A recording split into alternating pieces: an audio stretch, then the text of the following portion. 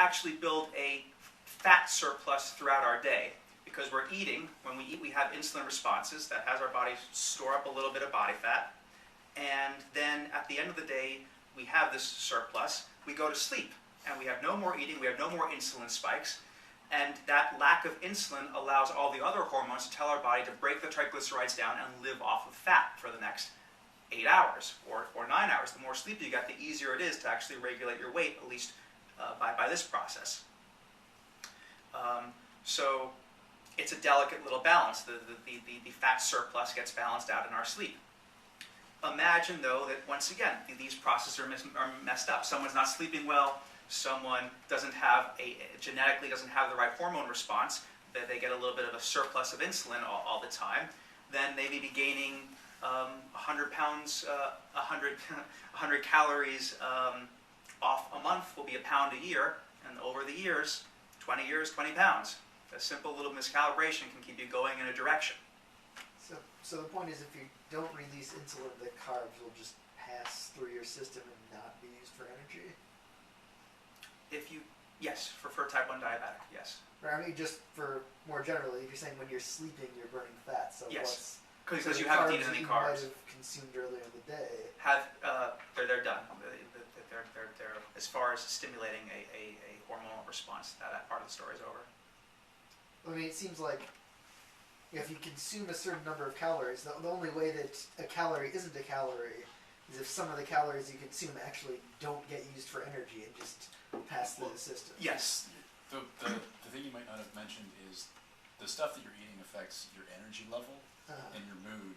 And so in situations where you just have nothing but fat to burn, or when you're taking a whole bunch of sugar, your metabolism actually kind of goes up and down. Like when your blood sugar crashes, I mean, your energy goes down. Yeah. Metabolism goes down. It's true. Certainly, I would never want to deny the actual rigorous part of a calorie being a calorie. Yes, the energy must go somewhere. And would never want to challenge that. But the way the body responds... Well, I don't know. Like if you eat fiber, it just passes out through your system and it's not used for energy, if I understand correctly. That's true. It was low energy to start with. Fiber didn't have much. But I mean, a gram of carbs is always 4 calories. If you eat a gram of fiber, you don't have to burn it by exercising or whatever. It just passes through your body, so it's not the case. Well, that's a gram is a gram. It's not the same as a calorie is a calorie. That's a technicality. I think, technically they might count some fiber as calories for nutritional purposes, even if it goes all the way through. Yeah. But, it's like insoluble fiber or something. But that's just a labeling thing. It's like it's never available for your body. Well, either way, I didn't want to get stuck on this. I just wanted to state that the only thing that I want to claim is not to be too dismissive. Don't just boldly interrupt a conversation with a calorie as a calorie and assume that it's clarifying. That's my only. I only want to make a humble claim there with it. Go on. So these studies are all from Cochrane. I think the next slide after this, I'm afraid to go down one, but we'll have the citations. There's hyperlinks everywhere, and also this is available to you guys. I do want this to be as a possible doorway. There are hyperlinks everywhere.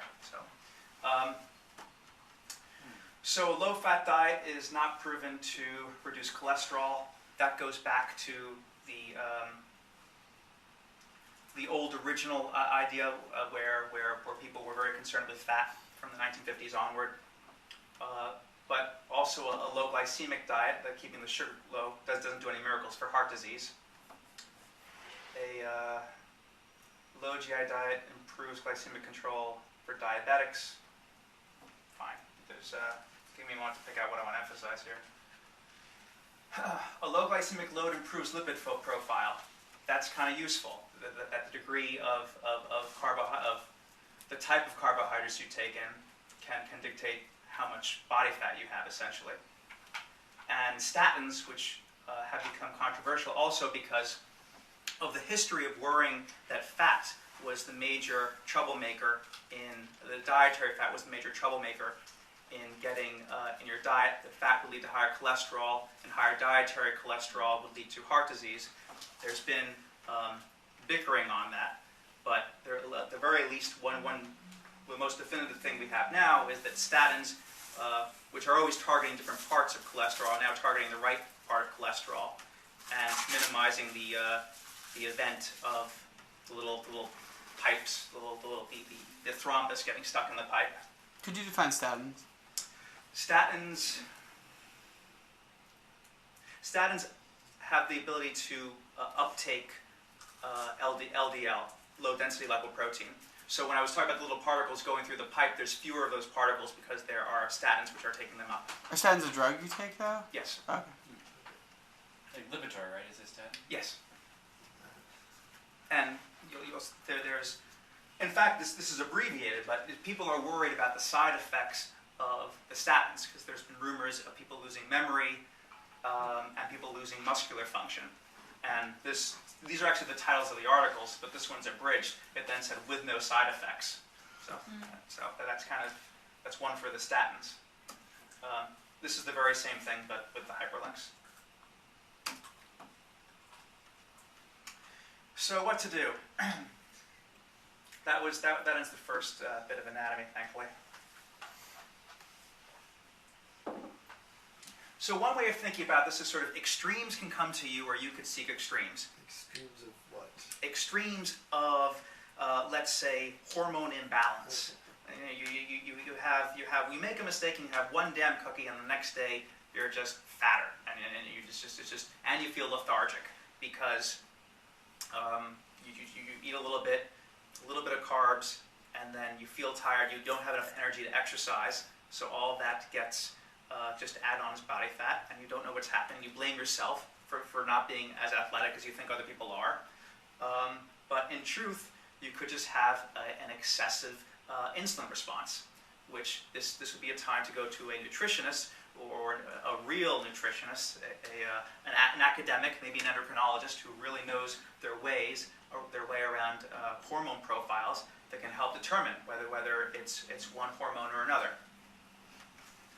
And then on the other hand, there's you going to extreme, which is if you want something, if you want to be ultra thin, if you want to get ripped, if you want to do whatever you want to do, then I recommend getting a source for due diligence. I'll have little hyperlinks to groups which sort of sum the research studies and offer advisory services.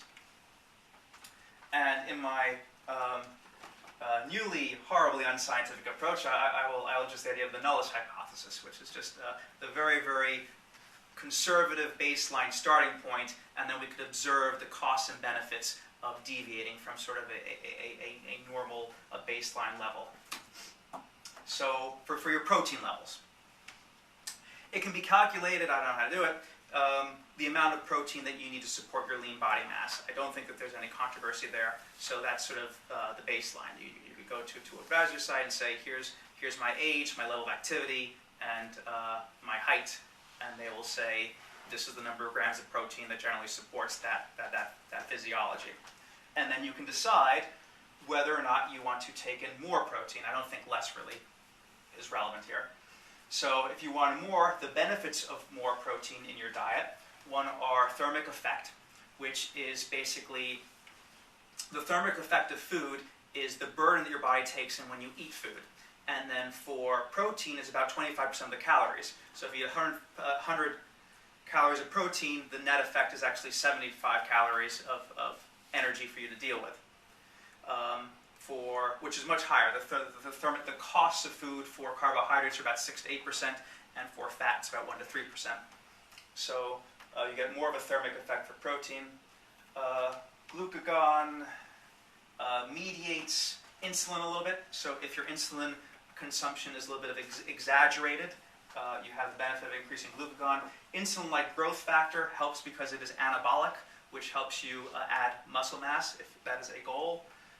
Protein turnover, in order for all the processes of building yourself up with protein, they have turnover rates of both new protein being used and older protein being tossed out. I'm sorry, I don't know the process is more rigorous than that, but it is beneficial to increase that turnover process if you're trying to gain muscle mass, so that is accelerated.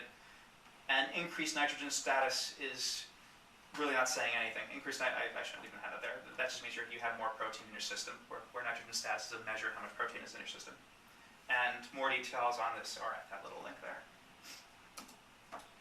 Protein notes. Whey protein is great. That's it. There's a lot of stuff on there. I won't belabor us for the details. Soy protein, I will offer some interesting information about. Soy protein is a phytoestrogen. Phyto meaning plant, estrogen